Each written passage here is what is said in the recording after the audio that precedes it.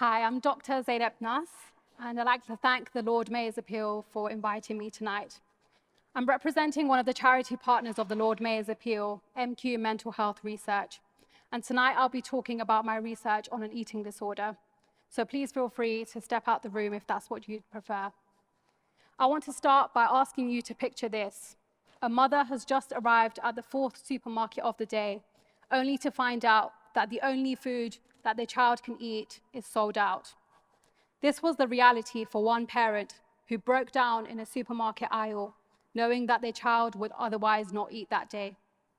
Avoidant restrictive food intake disorder, also known as ARFID, means that some children can only cope with certain and limited amounts of food. Children with ARFID often have a low interest in food, a poor appetite, are more sensitive to textures, tastes, and smells of food, and often are afraid of eating. We know that the condition is common, affecting up to 15% of the population. We also know that ARFID co-occurs with other mental health conditions, such as anxiety and depression, and is linked with severe physical health problems, including heart problems and digestive issues.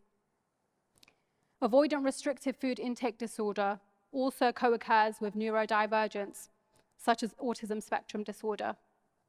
Despite these severe consequences, eating disorders like ARFID receive the lowest amount of funding in comparison to other mental health conditions. I've been working with and speaking to families who describe that getting a diagnosis for this eating disorder is a battle that often takes many years, and treatment options are currently limited.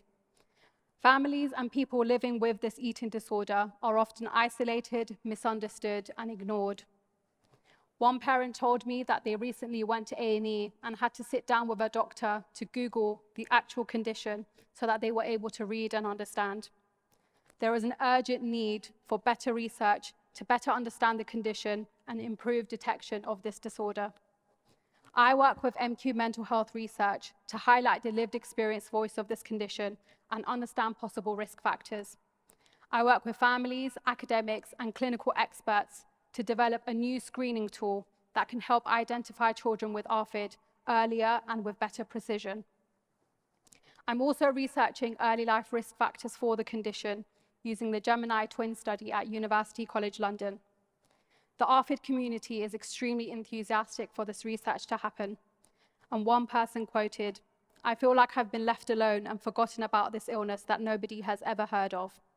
But to be involved in something like this would be incredible. Not just so I have an opportunity to speak about my experience, but to perhaps learn more about it and know that it can benefit others." The support of the Lord Mayor's Appeal is vital in helping MQ to support researchers like myself who want to make a difference. The MQ postdoctoral scholarship program that was announced last year was an excellent opportunity for me to implement my research ideas and also grow as an early career researcher. The appeals support also helps MQ to deliver other impactful projects, including the Global Alliance for Living Evidence on Anxiety, Depression, and Psychosis, which has had a long-term impact on the mental health field. I'd like to thank the Lord Mayor's Appeal and all its supporters for your ongoing support of MQ. By being here tonight, you're already supporting vital mental health research, helping deliver better outcomes for people, and truly transforming people's lives. I'd like to finish by saying that change starts in this room, and we really need your support to support people who have been left in the dark for so long. Thank you.